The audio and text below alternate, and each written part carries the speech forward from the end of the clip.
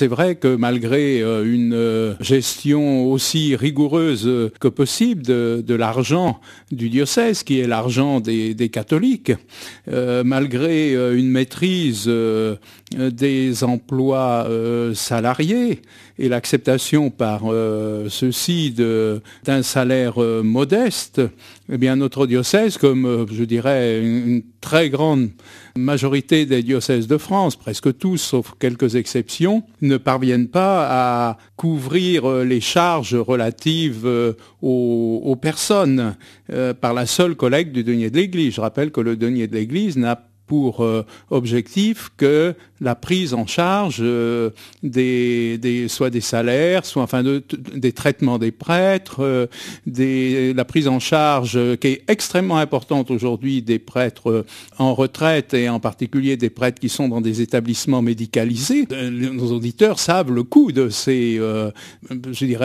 résidences dans ces EHPAD ou autres établissements du même genre.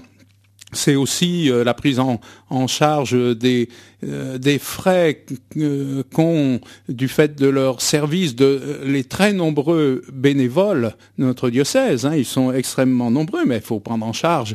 Ils n'ont pas de salaire, ils font ça généreusement, bénévolement, mais il y a des frais liés à leur fonction, ne serait-ce que des frais de formation, des frais de secrétariat, des frais de déplacement. Et puis aussi, il y a la prise en charge des séminaristes, de leur formation. Nous avons la chance d'avoir cette année 8 séminaristes dans notre diocèse.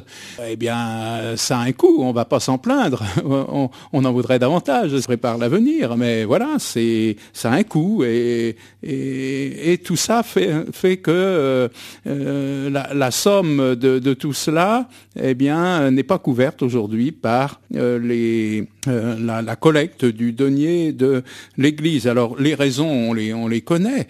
C'est d'une part la diminution rapide du nombre des donateurs qui n'est pas compensée par l'arrivée de nouveaux donateurs, des nouvelles générations. On comprend pourquoi, c'est structurel. Les générations nouvelles sont très peu en lien avec l'Église ou de façon extrêmement ponctuelle. Ce sont les conséquences de la crise économique et sociale. Ça, c'est plus conjoncturel. Et on comprend que ça soit difficile pour bon nombre de gens. Et puis, il y a des mécontentements de personnes par rapport aux évolutions de l'Église. Ce sont des évolutions contraintes. Nous ne faisons pas ces évolutions.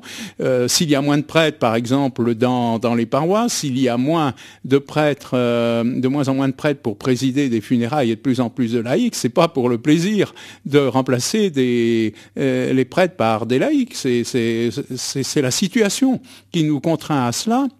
Et nous devons faire cela si nous voulons que l'Église continue à vivre. Et puis la sanction, c'est la sanction finalement de prêtres, de laïcs qui qui s'usent jusqu'à la corde.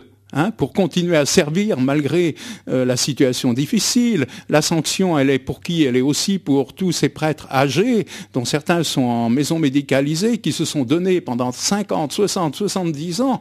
Voilà. Et parce qu'on est mécontent de ceci ou de cela, eh bien, on réduit sa contribution ou bien on la supprime complètement. Alors, c'est une drôle de manière de manifester sa reconnaissance à tous ces prêtres. Voilà. Alors, je dois dire que même si le nombre des donateurs diminue de façon importante, ceux qui continuent à donner donnent davantage. Le don moyen augmente, mais cette augmentation du don moyen ne permet pas de compenser la diminution du nombre des donateurs. Donc voilà pourquoi il y a ce second appel à la générosité des catholiques du diocèse.